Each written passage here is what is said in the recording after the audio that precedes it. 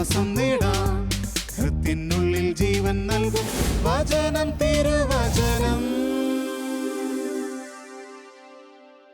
മിശിഹായിൽ സ്നേഹമുള്ള സഹോദരരെ, വിശുദ്ധ മർക്കോസിൻ്റെ സുവിശേഷം 8-ാം അധ്യായം 14 മുതലുള്ള വാക്യങ്ങളിൽ നാം ഇപ്രകാരം വായിക്കുന്നു: ശിഷ്യന്മാർ അപ്പമെടുക്കുവാൻ മറന്നുപോയിരുന്നു. വഞ്ചിയിൽ അവരുടെ പക്കൽ ഒരപ്പം മാത്രമേ ഉണ്ടായിരുന്നുള്ളൂ. അവൻ മുന്നറിയിപ്പ് നൽകി, നിങ്ങൾ ജാഗരൂകരായിരിക്കുവിൻ. ഫരിസയരുടെയും ഹേറോദോസിൻ്റെയും പുളിപ്പിനെക്കുറിച്ച് കരുതലോടെ ഇരിക്കുവിൻ. അവൻ ഇങ്ങനെ പറഞ്ഞത് തങ്ങളുടെ പക്കൽ അപ്പം ഇല്ലാത്തത് കൊണ്ടാണ് എന്ന് അവർ പരസ്പരം പറഞ്ഞു. ഇത് മനസ്സിലാക്കിയ ഈശോ അവരോട് പറഞ്ഞു, നിങ്ങൾക്ക് അപ്പമില്ലാത്തതിനെക്കുറിച്ച് എന്തിനു തർക്കിക്കുന്നു? ഇനിയും നിങ്ങൾ മനസ്സിലാക്കുകയും ഗ്രഹിക്കുകയും ചെയ്യുന്നില്ലേ? നിന്റെ ഹൃദയം മന്ദീഭവിച്ചിരിക്കുന്നവോ? കണ്ണുണ്ടായിട്ടും നിങ്ങൾ കാണുന്നില്ലേ? ചെവിയുണ്ടായിട്ടും നിങ്ങൾ കേൾക്കുന്നില്ലേ? നിങ്ങൾ ഓർമ്മിക്കുന്നില്ലേ?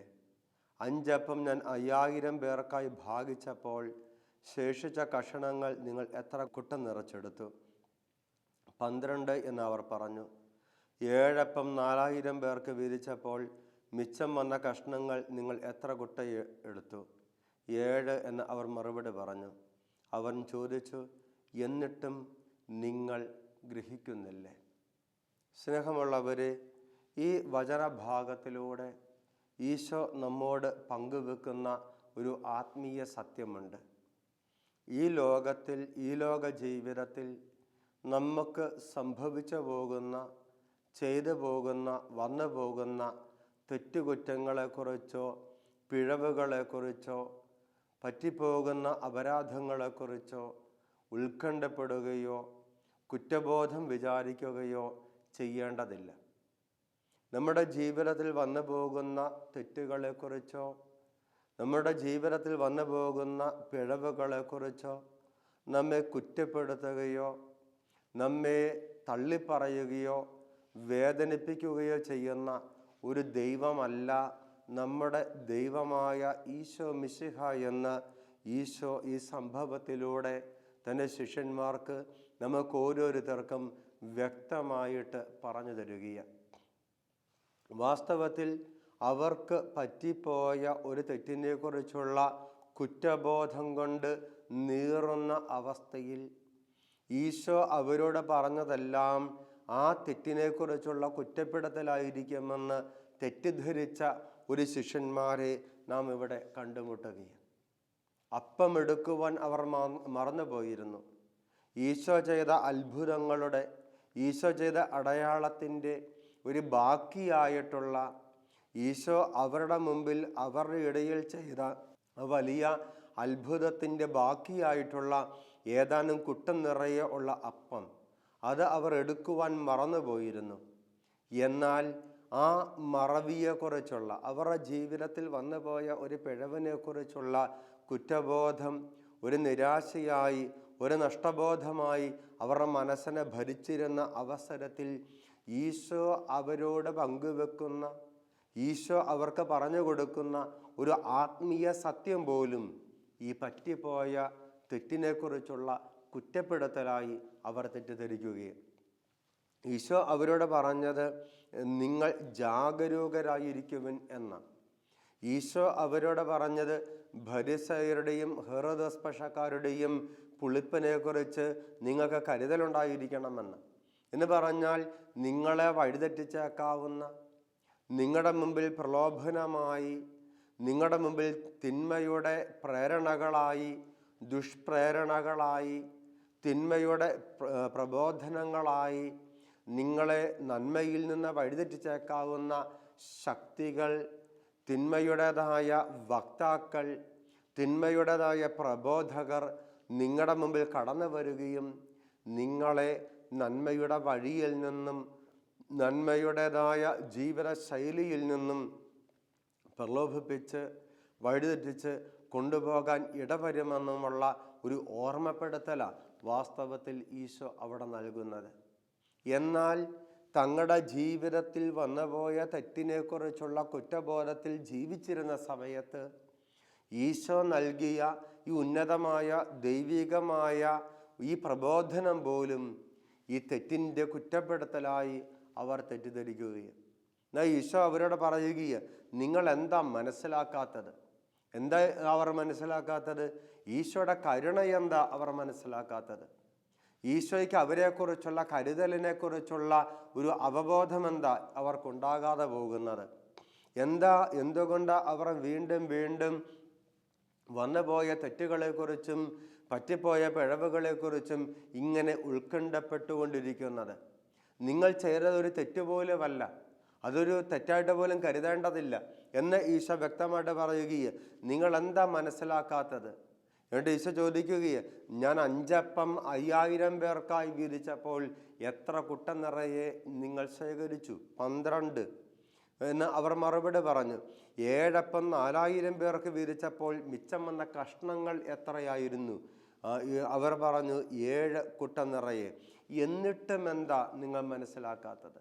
സ്നേഹമുള്ള സഹോദരരെ, ഈ ലോകത്തിൻ്റെതായ ഈ ലോക ജീവിതത്തിൻ്റെതായ ജീവിത മേഖലകളിൽ നമുക്ക് വന്നു പോകുന്നതായ തെറ്റുകുറ്റങ്ങളും പിഴവുകളും ഈ ജീവിതത്തിൽ അതിൻ്റെ പരിണത ഫലങ്ങളും പരിഹരിക്കുവാൻ ശക്തിയുള്ള ഒരു ദൈവമാണ് നമ്മുടെ ദൈവം. ഈ ലോകത്തിൻ്റെതായ കൊച്ചു കൊച്ചു നഷ്ടങ്ങളോ ഈ ലോകത്തിൻ്റെതായ ചെറിയ ചെറിയ നഷ്ടങ്ങളോ നഷ്ടപ്പെടുത്തലുകളോ നാം ഗൗരവം ഏറ്റെടുക്കേണ്ടതില്ല. ദൈവത്തിൻ്റെ അനന്ത പരിപാലനയിൽ പരിഹരിക്കാനാവാത്തതൊന്നും നമ്മുടെ ജീവിതത്തിൽ നഷ്ടപ്പെടുന്നില്ല. സർവശക്തനായ ദൈവത്തിന് ഉണ്ടാകട്ടെ എന്ന ഒറ്റ വാക്കുകൊണ്ട് ഈ പ്രപഞ്ചം മുഴുവൻ സൃഷ്ടിക്കാൻ സാധിക്കുമായിരുന്നുവെങ്കിൽ അവൻ്റെ കരുണയ്ക്ക് പരിഹരിക്കാനാവാത്ത കുറവുകളോ തിന്മകളോ തെറ്റുകളോ നമ്മുടെ ജീവിതത്തിൽ നാം ചെയ്തിട്ടില്ല, നമ്മുടെ ജീവിതത്തിൽ വന്നിട്ടുമില്ല. അതുകൊണ്ട് തന്നെയാണ് ഈശോ ചോദിക്കുകയാണ്, നിങ്ങളെന്താ ഗ്രഹിക്കാത്തത്? ഇവിടെ ഈ 12 കൊട്ടയെ അവർ ഉപേക്ഷിച്ച് കളഞ്ഞ 12 കൊട്ടയെക്കുറിച്ചും അവർ എടുക്കാതെ പോയ 7 കൊട്ടയെക്കുറിച്ചും അവർ ഉത്കണ്ഠപ്പെടുമ്പോൾ ഈശോ വ്യംഗ്യമായ ഭാഷയിൽ അവരോട് ചോദിക്കുന്നത്, സ്വർഗത്തിൽ നിന്നിറങ്ങിയ ജീവനേകുന്ന നിത്യജീവനേകുന്ന ജീവനുള്ള അപ്പമായ ഞാൻ നിങ്ങളുടെ കൂടെയുള്ളപ്പോൾ നിങ്ങൾ എന്തിനാ ഉപേക്ഷിച്ച് കളഞ്ഞ നഷ്ടപ്പെട്ടു പോയ മറന്നുപോയ 12 കുട്ടം നിറയെ ഉള്ള അപ്പത്തെക്കുറിച്ചും 7 കുട്ടം നിറയുള്ള അപ്പത്തെക്കുറിച്ചുമൊക്കെ ഉത്കണ്ഠപ്പെടുന്നത്? ഒരു സാഹചര്യത്തിലും ഒരു കാരണവശാലും ഈ 12 ശിഷ്യന്മാർക്ക് 12 കുട്ട അപ്പത്തിൻ്റെ ആവശ്യമില്ല. ഒരു കാരണവശാലും ഒരു സാഹചര്യത്താലും ഈ ഈശോയുടെ ശിഷ്യന്മാർക്ക് ഈ 7 കുട്ട നിറയെ അപ്പത്തിൻ്റെ ആവശ്യമില്ല. കരുതി വെച്ചാൽ പഴകിപ്പോകുന്ന, സൂക്ഷിച്ചു വെച്ചാൽ ചീഞ്ഞു പോകുന്ന ഈ അപ്പത്തിൻ്റെ ഉപേക്ഷിക്കലിനെ കുറിച്ച് ഉത്കണ്ഠപ്പെടുന്ന ശിഷ്യന്മാർ മറന്നുപോവുകയ ഒരു നിമിഷം കൊണ്ട് ഈശോയുടെ സാന്നിധ്യത്തിൽ അവർക്ക് ലഭിച്ചതായതല്ല. അവരുടെ മാനുഷികമായ കഴിവ് കൊണ്ടോ ശക്തി കൊണ്ടോ അധ്വാനം കൊണ്ടോ പരിശ്രമം കൊണ്ടോ ആർജിച്ചെടുത്തതല്ല ഈ ഉപേക്ഷിച്ച് കളഞ്ഞതൊന്നും. ദൈവം തൻ്റെ കരുണ കൊണ്ട് അവരുടെ കഴിവിനതീതമായി അവർക്ക് നൽകിയ കൃപയുടെ ഭാഗമാത്. ദൈവത്തിൻ്റെ അത്ഭുതകരമായ ഇടപെടൽ കൊണ്ട് മാത്രം സംഭവിച്ചതാത്. എന്നാൽ ഇവിടെ ഈശോ തന്നെ അവരുടെ കൂടെയുണ്ട്. അന്ന് അവരുടെ ഇല്ലായ്മയിൽ, അവരുടെ കഴിവുകേടുകളിൽ, അവരുടെ കഴിവില്ലായ്മയിൽ, ആ കഴിവിൻ്റെ പരിമിതികൾക്ക് അതീതമായിട്ട് ദൈവം അത്ഭുതകരമായി പ്രവർത്തിച്ച ആ നന്മയുടെ പരിണതഫലം നഷ്ടമാക്കിയതിനെക്കുറിച്ചും ഉപേക്ഷിച്ച് കളഞ്ഞതിനെക്കുറിച്ചും അവർ ഉത്കണ്ഠപ്പെടുമ്പോൾ അവർ മറന്നു പോകുന്നത് സർവശക്തനായ നിത്യജീവനേകുന്ന ഇല്ലായ്മയിൽ നിന്ന് ഉണ്ടാകട്ടെ എന്ന ഒറ്റ വാക്കുകൊണ്ട് എല്ലാം സൃഷ്ടിച്ചവനും ഇനിയും സൃഷ്ടിക്കാൻ കഴിവുള്ളവനുമായ ഈ ദൈവം തന്നെയായ ഈശോയുടെ സാന്നിധ്യത്തെയാ അവർ മറന്നു പോകുന്നത് എന്ന്, അവർ വിസ്മരിച്ച് കളയുന്നത് എന്ന്. ഇനിയും അവരുടെ ഇല്ലായ്മയിൽ അവർക്ക് വേണ്ടി പ്രവർത്തിക്കുവാൻ മനസ്സുള്ള ശക്തിയുള്ള ഒരു ദൈവമാ അവരുടെ കൂടെയുള്ളത്. ഈ ദൈവം തന്നെ 5 അപ്പം കൊണ്ട് 5000 പേരെ ഊട്ടിയവനെ, 7 അപ്പം കൊണ്ട് 4000 പേരെ ഊട്ടിയവൻ തന്നെയാ ഇപ്പോഴും അവരുടെ കൂടെയുള്ളത്, ഇപ്പോഴും അവരെ സംരക്ഷിക്കുവാൻ വേണ്ടി കൂടെയുള്ളത്. അതുകൊണ്ട് തന്നെ അവരുടെ ജീവിതത്തിൽ വന്നുപോയ ഇത്തരത്തിലുള്ള മാനുഷികമായ കുറവുകളെക്കുറിച്ചോ മാനുഷികമായ വീഴ്ചകളെക്കുറിച്ചോ നിങ്ങൾ ഉത്കണ്ഠപ്പെടേണ്ടതില്ല എന്ന് ഈശോ വ്യക്തമായിട്ട് അവർക്ക് പറഞ്ഞു കൊടുക്കുകയാണ്. സ്നേഹമുള്ളവരെ, ഇത് ഈ കാലഘട്ടത്തിൽ നമുക്കുമുള്ള പ്രബോധനമാണ്. ഈ കാലഘട്ടത്തിൽ നമുക്കുമുള്ള മുന്നറിയിപ്പും പ്രബോധനവുമാ ഈശോയുടെ ഈ വചനമെന്ന് പറയുന്നത്. നമ്മുടെ ജീവിതത്തിൽ വന്നുപോയ, നമ്മുടെ ഗതകാല ജീവിതത്തിൽ പറ്റിപ്പോയ തെറ്റുകുറ്റങ്ങളെക്കുറിച്ചും വന്നുപോയ വീഴ്ചകളെക്കുറിച്ചും അനാവശ്യമായി അമിതമായി ഉത്കണ്ഠപ്പെട്ടും കുറ്റബോധപ്പെട്ടും ജീവിക്കുന്ന, അല്ലെങ്കിൽ അതുമൂലം എന്തെല്ലാം എൻ്റെ ജീവിതത്തിൽ സംഭവിക്കാൻ പോകുന്നു, എൻ്റെ ജീവിതത്തിൽ ഞാൻ ചെയ്തു പോയ ആ അപരാധങ്ങൾക്ക് ശിക്ഷയെന്ന പോലെ ആ അപരാധങ്ങളുടെ പരിണത ഫലമായി എൻ്റെ ജീവിതത്തിൽ സംഭവിക്കാൻ പോകുന്ന കുറവുകളെക്കുറിച്ചും ഇല്ലായ്മകളെക്കുറിച്ചുമൊക്കെ ഉത്കണ്ഠപ്പെട്ടിരിക്കുന്ന ഒരുപാട് ജീവിതങ്ങളോട് ഇന്നും സുവിശേഷത്തിലെ ആ വചനം പറയുന്നത്, നിന്റെ ജീവിതത്തിൽ പറ്റിപ്പോയ ആ തെറ്റുകുറ്റങ്ങളെക്കുറിച്ചോ അതിൻ്റെ പരിണത ഫലങ്ങളെക്കുറിച്ചോ നീ ഉത്കണ്ഠപ്പെടേണ്ടതില്ല.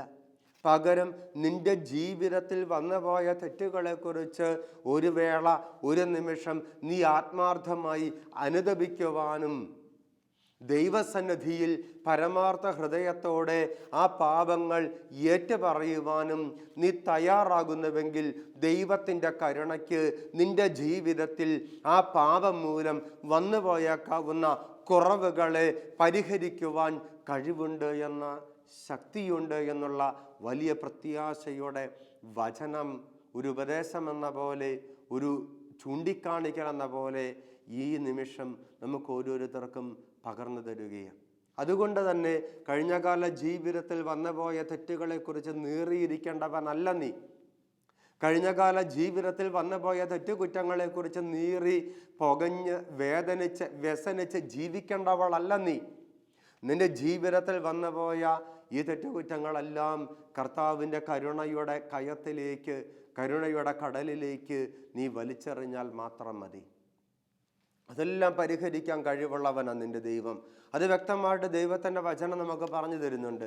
ജെറമിയയുടെ പുസ്തകത്തിൻ്റെ 3-ാമത്തെ അധ്യായത്തിലേക്ക് നാം കടന്നു ചെല്ലുമ്പോൾ ജെറമിയ പ്രവാചകനിലൂടെ കർത്താവ് നമുക്ക് കൃത്യമായിട്ട് വ്യക്തമായിട്ട് പറഞ്ഞു തരികയാണ്. എന്താ പറയുന്നത്? അവിശ്വസ്തരായ മക്കളെ തിരിച്ചു വരുവിൻ, ഞാൻ നിങ്ങളുടെ അവിശ്വസ്തത പരിഹരിക്കാം. ജെറമ്യ പ്രവാചകന്റെ പുസ്തകം 3-ാം അധ്യായം 22-ാമത്തെ വാക്യത്തിലൂടെ വചനം പറയുക, അവിശ്വസ്തരായ മക്കളെ തിരിച്ചു വരുവിൻ, ഞാൻ നിങ്ങളുടെ അവിശ്വസ്തത പരിഹരിക്കാം.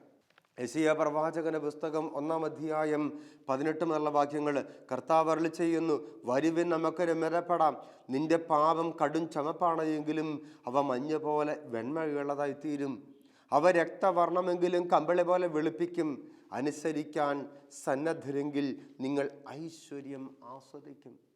നിന്റെ പാപം അത് കടും ചുമപ്പാണെങ്കിൽ മഞ്ഞ് പോലെ വെണ്മയുള്ളതാക്കി ദൈവം മാറ്റും, അവ രക്തവർണ്ണമെങ്കിലും കമ്പിളി പോലെ വെളുപ്പിക്കും. അനുസരിക്കാൻ നീ സന്നദ്ധനെങ്കിൽ, തിരിച്ചു വരുവാൻ, ദൈവത്തോട് അനുരഞ്ജനപ്പെടുവാനുള്ള ദൈവത്തിൻ്റെ കൽപ്പന നീ അനുസരിക്കാൻ തയ്യാറാണ് എങ്കിൽ, അതുകൊണ്ടാ വചനം വീണ്ടും നമ്മോട് പറയുന്നുണ്ട്. യോഹന്നാന്റെ 1-ാമത്തെ ലേഖനം 1-ാമത്തെ അധ്യായം 7 മുതലുള്ള വാക്യങ്ങളിൽ, യോഹന്നാന്റെ 1-ാമത്തെ ലേഖനം 1-ാം അധ്യായം 7 മുതലുള്ള വാക്യങ്ങൾ നമ്മുടെ പറയുകയാണ്, ഈശോ, അവിടുത്തെ പുത്രനായ ഈശോയുടെ രക്തം എല്ലാ പാപങ്ങളിൽ നിന്ന് നമ്മെ ശുദ്ധീകരിക്കുന്നു. അവിടുത്തെ പുത്രനായ ഈശോയുടെ രക്തം എല്ലാ പാപങ്ങളിൽ നിന്നും നമ്മെ ശുദ്ധീകരിക്കുന്നു. പാപത്തിൻ്റെ പരിണത ഫലങ്ങളിൽ നിന്ന് പോലും നമ്മെ രക്ഷിക്കുന്നു. അഥവാ നാം പാപങ്ങൾ ഏറ്റുപറയുന്നുവെങ്കിൽ അവൻ വിശ്വസ്തനും നീതിമാനുമാകിയാൽ എല്ലാ പാപങ്ങളും ക്ഷമിക്കുകയും എല്ലാ അനീതികളിൽ നിന്ന് നമ്മെ രക്ഷിക്കുകയും നമ്മെ ശുദ്ധീകരിക്കുകയും ചെയ്യും. സ്നേഹമുള്ളവരെ, നാം പാപങ്ങൾ ഏറ്റുപറഞ്ഞാൽ മാത്രം മതി. നാം പാപങ്ങൾ ഏറ്റുപറഞ്ഞാൽ മാത്രം മതി. നാം പാപങ്ങളെക്കുറിച്ച് ആത്മാർത്ഥമായി അനുതപിച്ചാൽ മാത്രം മതി. നാം നമ്മുടെ പാപങ്ങളെക്കുറിച്ച് ആത്മാർത്ഥമായി അനുതപിക്കുകയും ആ പാപങ്ങൾ ദൈവസന്നിധിയിൽ ഏറ്റുപറയാൻ തയ്യാറാവുകയും ചെയ്യുമ്പോൾ ഈ പാപത്തിൽ നിന്നും പാപത്തിൻ്റെ പരിണതഫലങ്ങളിൽ നിന്നും നമ്മെ മോചിപ്പിച്ച് ദൈവികമായ സമൃദ്ധിയും സന്തോഷവും ഐശ്വര്യവും നമുക്ക് തിരികെ നൽകുന്ന, നമ്മുടെ പാപത്തിൻ്റെ പരിണതഫലമായി നമ്മുടെ ജീവിതത്തിൽ കടന്നു വന്നേക്കുന്ന കുറവുകളിൽ നിന്നും ഇല്ലായ്മകളിൽ നിന്നും നമ്മെ പൂർണ്ണമായി മോചിപ്പിച്ച് യഥാർത്ഥമായ വിശുദ്ധി കൊണ്ട് സ്വർഗീയമായ സമൃദ്ധി കൊണ്ട് നമ്മെ നിറയ്ക്കുന്ന, നമ്മെ അനുഗ്രഹിക്കുന്ന ഒരു ദൈവമാ നമ്മുടെ ദൈവമെന്ന് ഈശോ നമുക്ക് വ്യക്തമായിട്ട് പറഞ്ഞു തരികയും, അതുകൊണ്ട് ആ വചനം നമ്മോട് ചോദിക്കുന്നത്, നിങ്ങൾ എന്തേ മനസ്സിലാക്കാത്തത്? നിങ്ങൾ എന്തേ മനസ്സിലാക്കാത്തത്? ദൈവത്തിൻ്റെ കരുണയുടെ ഈ ആഴമെന്താ മനസ്സിലാക്കാത്തത്? ദൈവത്തിൻ്റെ സ്നേഹത്തിൻ്റെ ഈ വലിപ്പമെന്താ നിങ്ങൾ മനസ്സിലാക്കാത്തത്? ദൈവത്തിൻ്റെ കരുണയും സ്നേഹത്തിൻ്റെയും ഈ സ്വഭാവമെന്താ നിങ്ങൾ മനസ്സിലാക്കാത്തത്?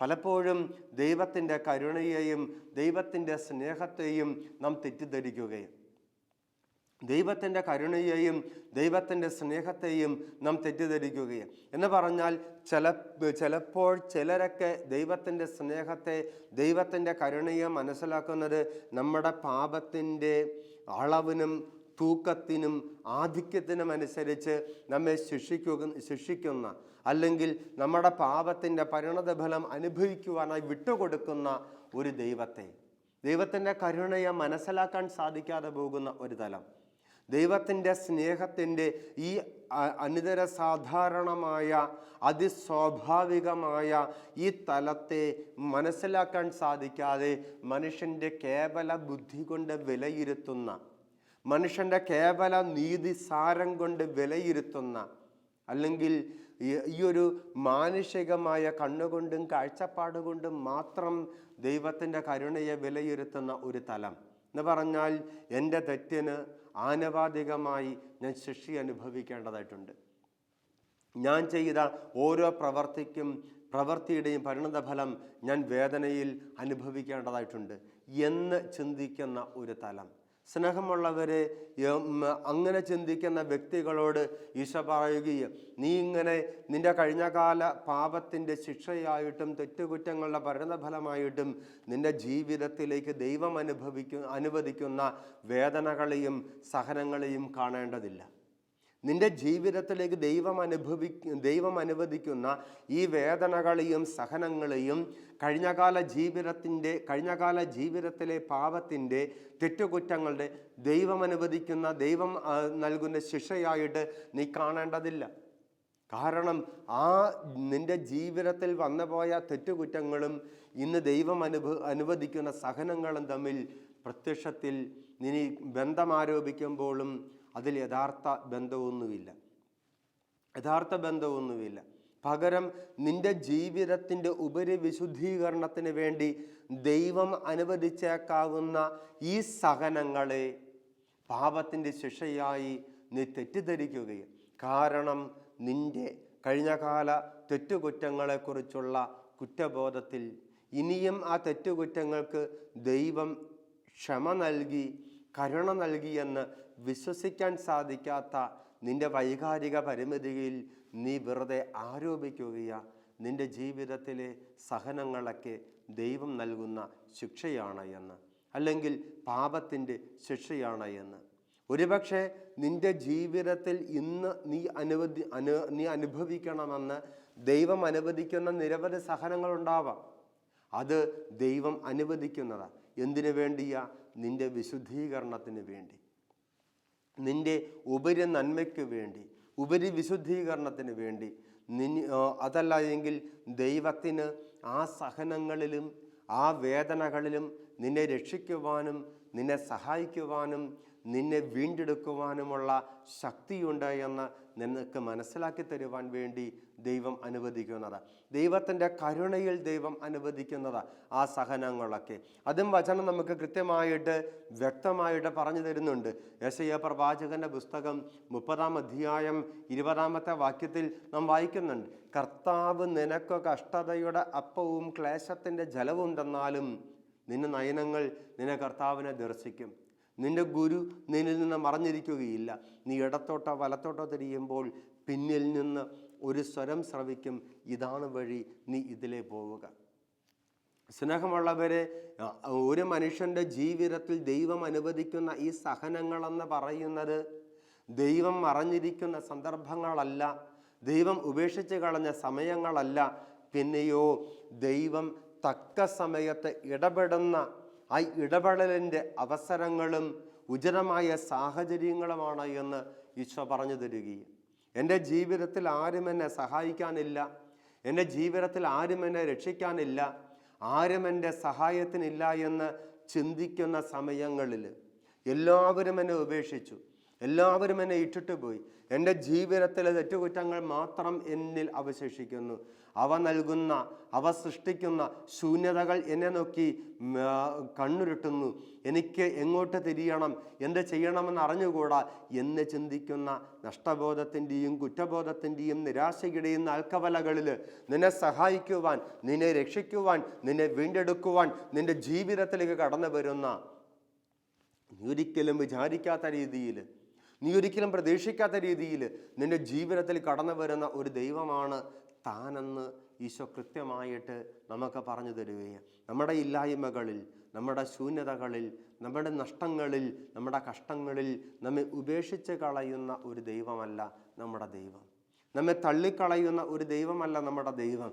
പിന്നെയോ ഏത് ശൂന്യതയുടെ നടുവിലും, ഏത് ഇല്ലായ്മയുടെ നടുവിലും നിത്യതയുടെ അച്ചാരമായി, നിത്യരക്ഷയുടെ അച്ചാരമായി, ഏത് വേദനയുടെ, ഏത് ഉപേക്ഷിക്കപ്പെട്ടതിൻ്റെ നടുവിലും യഥാർത്ഥ നങ്കൂരമായി, യഥാർത്ഥത്തിൽ എനിക്ക് ആശ്രയിക്കാനുള്ള ദൈവമായി എപ്പോഴും അവിടുന്ന് എൻ്റെ കൂടെയുണ്ട് എന്ന് എനിക്ക് പറഞ്ഞു തരികയും, ഞാൻ ഉപേക്ഷിച്ച് കളഞ്ഞ 7 കൊട്ട നിറയുള്ള അപ്പം എനിക്ക് നാളെ പ്രയോജനമില്ല, ഞാൻ ഉപേക്ഷിച്ച് കളഞ്ഞ 12 കൊട്ട നിറയെ അപ്പം എനിക്ക് പ്രയോജനമില്ല. ഒരുപക്ഷെ ദൈവം എനിക്ക് വേണ്ടി ചെയ്ത വലിയ കാര്യങ്ങളുടെ കേവലം ഭൗമികവും മാനുഷികവുമായ അവശേഷിപ്പുകളെ ഓർത്ത് ഞാൻ ഇനിയും അഭിമാനിക്കേണ്ടതില്ല, ഞാൻ അതിനെ ഓർത്ത് വേദനിക്കേണ്ടതുമില്ല. പകരം ഓരോ നിമിഷവും എനിക്ക് ആവശ്യമായത്, ഓരോ സമയത്തും എനിക്ക് അനിവാര്യമായത് ദൈവം എനിക്ക് അതാത് സമയത്താണ് തരുന്നത്. വിസ്മയിപ്പിക്കുന്ന ദൈവകരുണയുടെ ഓരോ നിമിഷവുമുള്ള വെളിപ്പെടുത്തലിന് വേണ്ടി ഞാനും ഒരു കുഞ്ഞിൻ്റെ, ഒരു ദൈവ പൈതലിൻ്റെ നിസ്സാരഭാവത്തോടെ ഞാൻ കാത്തിരിക്കണം. ഓരോ നിമിഷവും ദൈവം ഇടപെടും എൻ്റെ ജീവിതത്തിൽ. ഓരോ അവസരത്തിലും ദൈവത്തിൻ്റെ മഹത്വം എൻ്റെ ജീവിതത്തിൽ വെളിപ്പെടും. എൻ്റെ ഇല്ലായ്മകളിലും, എൻ്റെ കഷ്ടനഷ്ടങ്ങളിലും, എൻ്റെ ശൂന്യതകളിലും, എൻ്റെ നിസ്സഹായതകളിലും ദൈവത്തിൻ്റെ വലിയ അത്ഭുതങ്ങൾ എൻ്റെ മുമ്പിൽ ഇടപെടും. ഈ അത്ഭുതങ്ങൾ എൻ്റെ ജീവിതത്തിൻ്റെ വേദനകളിലൂടെയും സഹനങ്ങളിലൂടെയുമായിരിക്കാം പ്രത്യക്ഷപ്പെടുന്നത്. ഈ വേദനകളും സഹനങ്ങളും പ്രത്യക്ഷപ്പെടുമ്പോൾ ഞാൻ തിരിച്ചറിയണം, ദൈവം എന്തോ വലിയ കാര്യം എനിക്ക് വേണ്ടി ചെയ്യാൻ പോകുന്നുവെന്ന്. ദൈവം ഏതോ വലിയ കാര്യം എനിക്ക് വേണ്ടി എൻ്റെ ജീവിതത്തിൽ ചെയ്യുവാനുള്ള സാഹചര്യങ്ങൾ ഒരുക്കപ്പെട്ടുകൊണ്ടിരിക്കുകയാ. എൻ്റെ സഹനങ്ങൾ എൻ്റെ ജീവിതത്തിൽ കടന്നു വരുമ്പോൾ, വേദനകളും സഹനങ്ങളും എൻ്റെ ജീവിതത്തിൽ കടന്നു വരുമ്പോൾ, ഒരിക്കലും പ്രതീക്ഷിക്കാത്ത രീതിയിൽ എൻ്റെ പദ്ധതികൾ തകിടം മറിയുമ്പോൾ, ദൈവത്തിന് തൻ്റേതായ ഏതോ മഹത്തായ പദ്ധതി ഇതാ എൻ്റെ ജീവിതത്തിൽ കൊണ്ടുവരേണ്ടതായിട്ടുണ്ട്. അതിനുവേണ്ടി ദൈവം സാഹചര്യം ഒരുക്കുകയാണ്. ഈ വലിയ ഒരു തിരിച്ചറിവ് നമുക്കുണ്ട് എങ്കിൽ നമ്മുടെ ജീവിതത്തിലെ സഹനങ്ങളെ നോക്കി പുഞ്ചിരിക്കാൻ നമുക്ക് സാധിക്കും. നമ്മുടെ ജീവിതത്തിലെ വേദനകളെ നോക്കി സന്തോഷത്തോടെ പ്രതികരിക്കാൻ നമുക്ക് സാധിക്കും. കാരണം ഈ സഹനങ്ങളുടെ മുമ്പിൽ പരാജയപ്പെടേണ്ടവളല്ല ഒരു ദൈവ പൈതൽ. ദൈവത്തോട് ചേർന്ന് ആ സാഹചര്യങ്ങളെ നോക്കി പ്രത്യാശയുടെ പുഞ്ചിരിക്കുമ്പോൾ ദൈവത്തിൻ്റെ വിസ്മയിപ്പിക്കുന്ന അത്ഭുതങ്ങൾ ഇതൾ വിരിയുന്നത് എനിക്ക് അനുഭവിക്കാൻ സാധിക്കും. ഈ വലിയ കൃപയോടെ മഹത്വത്തിന് വേണ്ടി ഈശോയോട് പ്രാർത്ഥിക്കാം. ദൈവം നമ്മെ അനുഗ്രഹിക്കട്ടെ. ആമേൻ.